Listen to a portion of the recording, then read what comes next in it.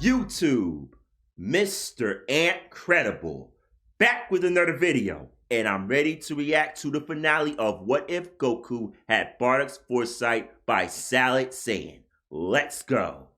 Last time, we went more into Dragon Ball Super, seeing the fruits of everyone's training, but it seems that Goku's getting farther ahead of everyone by the day. Of course, everyone's growing powerful, but where do we go from here? How truly powerful will Goku get? We'll be seeing all that and more in this part 9 of What If Goku Had Bardock's Foresight. Before we continue in the present timeline, what's happening in the future timeline? It's been a bit since we covered them, and a couple of things have changed. Well, obviously this future timeline is starting to rebuild itself. A lot of things have returned to normal, which is great for them. Especially with someone like Goku around and his ability, they're going to be safe for the near future as well, and the far future. The future warriors don't really encounter any threats at this point either. Pretty much like you'd expect, just like what happened with Trunks. Although at some point, Shin and Kibito do appear on Earth to try and stop Majin Buu, as well as Babidi and Dabura. And surprisingly, the Kais see that Goku's aware that they're going to come to Earth, and he's already ready to join them. They don't even really need to explain anything. Well, they do need to explain some stuff. Goku just knows that they're here to help for something that they're going to face in the future. But Goku tells them. Apparently, they win. He tells the Kais his ability. At least after he learns who they are and that he can trust them. And he did see some other vague things too, but for now they're going to focus on this thread. So, Buu isn't really too hard to stop, especially since they have more people around. Considering Trunks was actually able to stop Dabura in his tracks, and Babidi too, obviously, it shouldn't really be too hard when we have a stronger Trunks here, plus two people that are stronger than him alongside him. Makes a lot of sense. Too, which is obviously a pretty big deal. Because one of the things Goku did foresee is somebody attacking this timeline.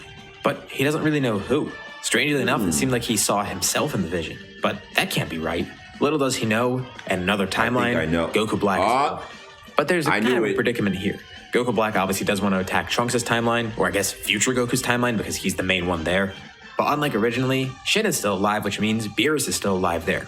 That's going to be a pretty big obstacle, so he knows to obviously just target Shin. He can work around it. I mean, he was able to do it in his timeline, so he'll be able to kill the Kai in that timeline too. Especially once he crews Zamasu.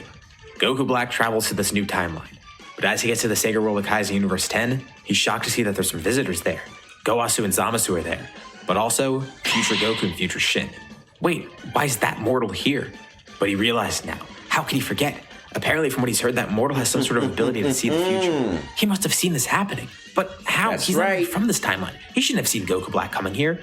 Future Goku doesn't mess around either, especially with the timeline that he's in.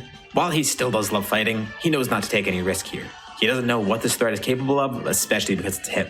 He still doesn't really know who Goku Black is, but from what he remembered, he saw Goku Black teaming up with Zamasu. Once he told Shin and Kibito this, they were able to figure out that he was talking about Zamasu. Goku didn't know who the guy was, but he described the Kai, and Shin was able to figure it out pretty easily. And they got here around the time that Goku suspected Goku Black would show up.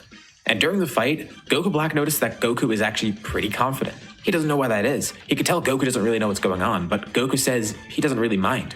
He knows they'll win here. He already foresaw it. That's why they're here. He came here to stop this. The whole reason he had that vision is because in that vision, he was present here. He knew to come here. He knew he would come here and stop whatever's about to happen from happening. It's pretty much one of those self-fulfilling prophecies again. Goku Black tries to tap into that same ability. But of course, he doesn't know the first thing about it. Or even if he can do it. That would make sense. He could maybe use it during the fight, but that's not going to happen. Hell, because in the original of Super, Zamasu took over Goku Black's body, but he didn't have the full accustomed to how to use Goku's body correctly. So here in this story, it's the same thing. Not only does he not know how to use Goku's powers, but he doesn't know how to use the foresight ability as well. Good story so far. But Goku can, and Goku Black promises he'll kill Goku in this timeline like he did with that other Goku, and Zamasu. He knows that deep down he wants to join. He'll get Zamasu to come onto his side. They are one and the same after all. Zamasu has no clue of what he's talking about. Goku Black has no time to explain because he's too preoccupied fighting Goku. And it's a pretty tough battle. But there are a few big things in Goku's favor. Is it? For one, with Zamasu seeing this world under threat and not having any connection to Goku Black yet, he surprisingly decides to help here too. Which is good because he could heal Goku. As an apprentice Kai with that ability, he'll be able to restore Goku if he needs. But that doesn't really happen at first. Goku paced himself, eventually going to Super Saiyan 2, and then getting ready to end this as quickly as possible. He transforms once more, showing off his new strongest power, Super Saiyan 3. Zamasu can't believe what he's seeing, a mortal growing that strong. But that other Goku, he senses divine ki in him. A very familiar divine ki. Zamasu is conflicted, and while he harbors these thoughts against mortals, he hasn't fully turned evil yet. And on a whim, he heals Goku, restoring him to his full strength while in Super Saiyan 3. And with that, he's able to defeat Goku Black with ease. Goku Black does have the body of a stronger Goku because the Goku's body that he stole is one that trained longer. But at the same time, he has no practice with it. The only practice he has is killing That makes everyone in his sense. universe, in his timeline. He's not as practiced as the Goku Black we saw once he first encountered Goku. So with future Goku having Super Saiyan 3, it's pretty overkill. And once again, this timeline is saved. This time, before it even happened. Although, there is something else that future Goku foresaw. A meeting with the god of destruction of his universe, Beerus. Although, future Goku does find it pretty strange. They still don't know who Goku Black is, but how did he come to be? Goku Black said he killed Goku in another timeline, but how did that Goku not foresee it? But then he realizes, was it the one that he went to the past to save? Because he focused more on short-term stuff than long-term visions. Maybe he wasn't actively looking for a threat. He's not too sure, and maybe he'll never know. Yeah, I know this is probably getting very confusing with all these Gokus and all the timeline stuff, just like the actual It is confusing. series, so it's staying faithful at least. But yeah, the third other Goku, the one that Goku Black killed, he actually didn't foresee that coming. And while future Goku is excited to meet Beerus, he decides to take a brief detour, going back to the past. Samurai Jack. Meeting his present self, the main Goku that we know. Nice here. reference. After trying to explain it, even though it's very confusing, Goku kind of sees what's going on. And then he tries to actively seek what's happening. And yep, he sees himself fighting himself. And he's green for some reason. But again, they still don't know how Goku Black came to be or how to stop him. But future Goku tells him Zamasu's involved somehow, so just watch out for him here. Oh, well, that's good. And he thanks future Goku for coming back here, and decides to give him a tip too. If Beerus is still around in this timeline, he shows off Super Saiyan God, giving him a little bit of a head start too. And future Goku thanks his present self. It seems this trip back was pretty beneficial, even though it was pretty short, because now the future timeline is safe and the present timeline is safe. That's that third great. timeline, though, didn't really get so lucky. And Goku glad that his future self came back and helped them again. Even though he still can't really wrap his head around what's going on, but whatever, he'll leave that timeline stuff up to the Kais. Zamasu never gets his Super Dragon Balls in this timeline, and Goku Black never comes to be in this timeline either. That's which is good good. because now we get to see how strong Goku actually is. And what Goku Black would have had access to, had he actually practiced with his body. After they stop all the Zamasu stuff, Goku's back on Beerus' planet once more, with Raditz there too. Beerus knows he has some sort of similar abilities, and maybe he could be a pretty useful training partner for Goku. But at the same time, Beerus doesn't even know what Goku really needs it, because now he has something truly amazing. With all this practice, he's starting to use something that kind of reminds Beerus of Ultra Instinct. Amidst their fights, Goku's foresight allows him to predict moves, pretty accurately in fact. But it's still not subconscious. He needs to push Goku to that level. And during this sparring match, he might finally be able to push Goku towards doing this. With all of Whis' teachings in mind, and the pressure of fighting Beerus, Goku's finally able to tap into it, using these visions subconsciously, and having his body move subconsciously alongside it. He taps into Ultra Instinct, first being Omen, and he has a surprisingly good grasp on it. The power of it does seem a little bit draining, but unlike the first time he unlocked it in the Tournament of Power in the main story, he seems to have better control here, and he can actually attack with it too. And they spar for a brief while. It only ends because Goku gets tired out. He doesn't lose the form, and that's how Beerus knows they're on the right track. And Raditz is intrigued by this too. He can't believe his brother got this far ahead. He needs to catch up quick. Maybe he should have focused on those short-term things instead. Although he does brag to Goku, he was the first one to foresee Zamasu. Goku tells him it apparently wasn't soon enough because they're both dead in another timeline. Oh. Got you Raditz there, promises his Raditz. brother. He'll tap into the same power soon, and he promises it to Beerus too.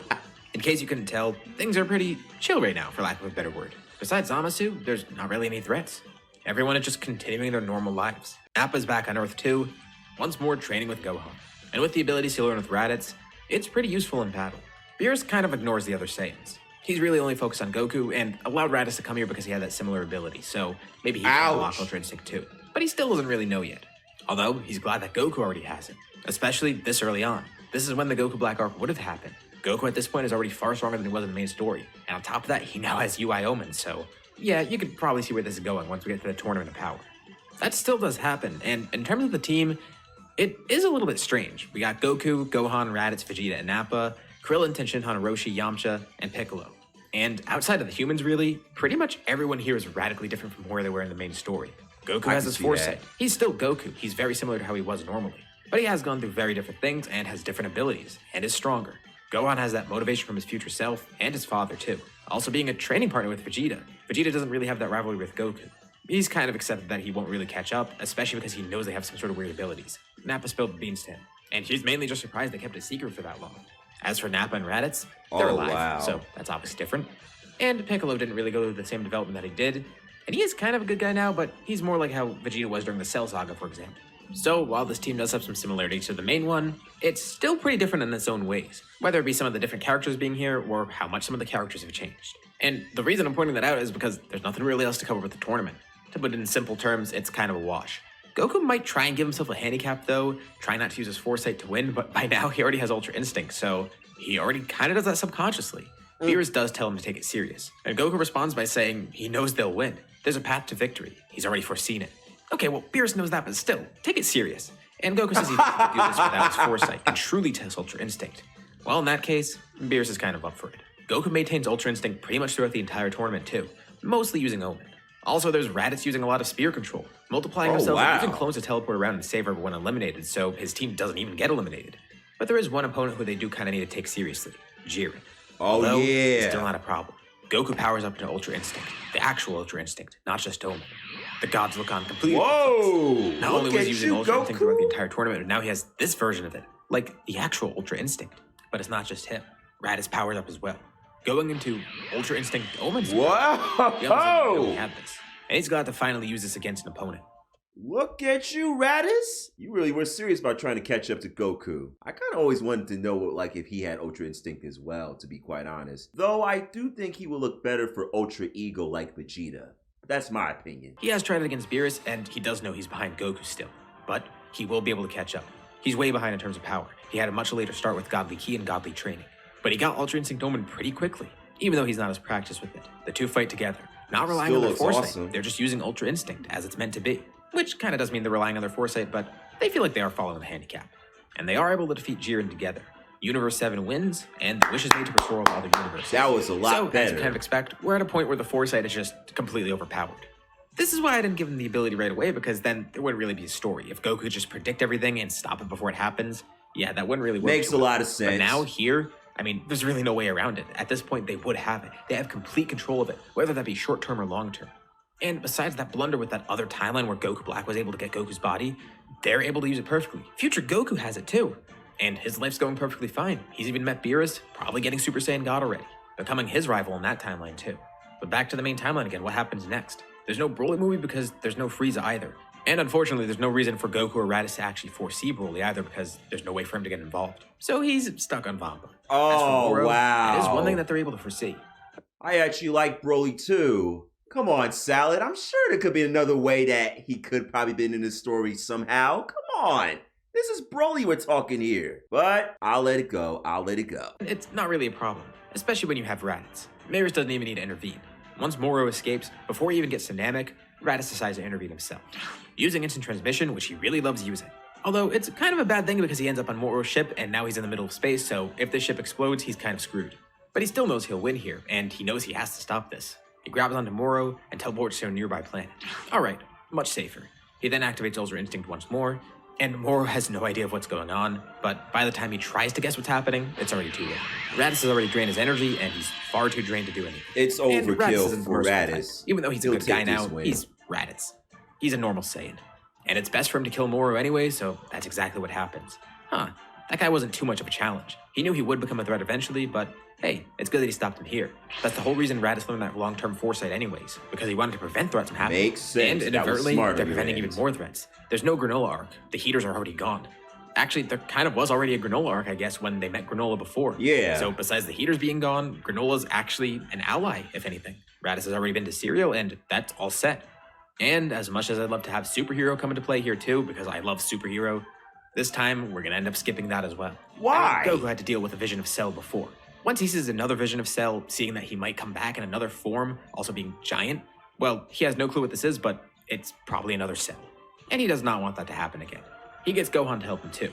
And he tells Gohan he's gonna see what he did to the Red Ribbon Army a while ago. Although this time not as brutal. They infiltrate the Red Ribbon's base, and immediately they're attacked. There's a brand new android, Gamma 1. But it's just Gamma 1. They attack so early and so preemptively that Gamma 2 is not even made yet. He's in the process of being made, and Cell Max is not far along at all. Although, they don't even kill anyone. They're able to easily just knock out all the soldiers, holding off Gamma 1 as they're also able to destroy Cell Max before he's fully made, with Dr. Hato watching in disbelief as his whole creation goes down in flames. But Judge and Karma are not really too happy either. Although, Hato's happy that at least Gamma 1's still here, and Gamma 2 is almost done, so maybe there's a shot. Well, not really. Although, luckily, things turn out pretty well for him. This time, Goku's not just gonna completely obliterate the Red Ribbon Army. I mean, he's surprised that they're even still around. But Hato takes it upon himself to stop them once he realizes that if he and Gamma 1 want to be superheroes, they can't be with the Red Ribbon Army. So this ends pretty nicely, and by the time Gamma 2 is actually awakened, Hato's already had a change of heart. So the Gammas are still around. Cell Max has stopped and the Red Ribbon Army stopped. So that wraps up everything pretty nicely. But that doesn't mean Goku's gonna stop trying to surpass himself. Yeah, he's strong and everyone around him is too. Although he's pretty far above everyone. Raditz is catching up though. Even with no threats around them, that's a good thing. They could focus completely on training. Focus on getting stronger. And Beerus is glad his prophecy came true. The prophecy of him finding a rival. Although it's even better because not only is there one, there's two. And they're both using Ultra Instinct. This is so much better than what he ever expected. And funnily enough, it's not even just his prophecy. Goku was the one to foresee it too. Goku and Beerus, they were destined to meet, destined to be rivals. And now, I guess Raditz is part of that too. Once again, they created a new destiny for themselves, shaping it, changing the future. This time without any ill effects. Well, besides the Zamasu thing, but luckily, they had another version of Goku come from another timeline to help them with that. And even then, in that one rare instance where their foresight didn't work in their favor, it still was a good learning experience. Vegeta and Nappa are still kind of in disbelief at how strong these two are. Those low-class warriors, especially Raditz, the Saiyan that they fought alongside for so long, he kept that secret forever. They never realized how truly potent his strength was. Wow. Or rather, that ability. Vegeta's and still the fact that about Kakarot on had the about same that. thing. But they're not done either. Nappa knows as an elite Saiyan, he needs to keep up. And same for Vegeta. He is the prince after all. Those low-class warriors may have their fancy abilities, but these two, they will rise to the top again. Even though they do have a long way to go, catching up with Ultra Instinct and all. Gohan finds this admirable too. But still, glad that he was able to grow so fast, even without that ability. Beerus lays back on his planet relaxed. He and Whis watch as Goku and Raditz spar. Raditz tells Goku he will tap into Ultra Instinct, the complete version of it. He's already on track to doing that. And Goku's more than glad to help, keeping up the same rivalry that they had. And once again, like many times before, he takes out a hand to Raditz, telling his brother they'll agree to work together once more, surpassing themselves, this time with a much more obtainable goal. And Raditz looks at Goku with a smile, shaking his hand again. He would have never expected his weak little brother to be this strong. It looks like their father got his wish after all. And then some. Kakarot and Raditz have thrived, and they're still thriving. Now, thriving in the realm of gods. And this is where our story ends. What'd you guys think about this scenario? I know like this part this went at a scenario breakneck so speed, much. but really, not much would happen with those arcs. But hopefully with all the stuff I added, I was able to make it more enjoyable. This scenario was pretty fun to cover, and I hope you guys enjoyed it too. As usual, if you liked the video, be sure to drop a like. And subscribe if you haven't already. It shows me you want to see more like this, and it does. Okay, that was What If Goku Had Bardock's Foresight by Solid Saiyan, the final part. Big giveaway though, Raditz having the Almond Ultra Instinct like Goku did from the original, but the takeaway I have about it is that he tried to make it much of a story, but it still wasn't much of a story because both Goku and Raditz had the foresight abilities that gave him the advantage to not only beat Jiren, but win the whole tournament of power. The takeaway I have about is how Gohan did not achieve the beast form, Cell Max. But overall, this was still a good story. And a big shout out to Solid Saiyan for making a remarkable story because Raditz was another one of my favorite characters that I felt need to be redeemed. And he did a great job on the story. So if you like my reaction to the story, be sure to leave a like and subscribe and also hit the notification bell so you guys won't miss any single videos I post. This is Mr. Ant Credible and I'll catch you guys on the next video. Peace.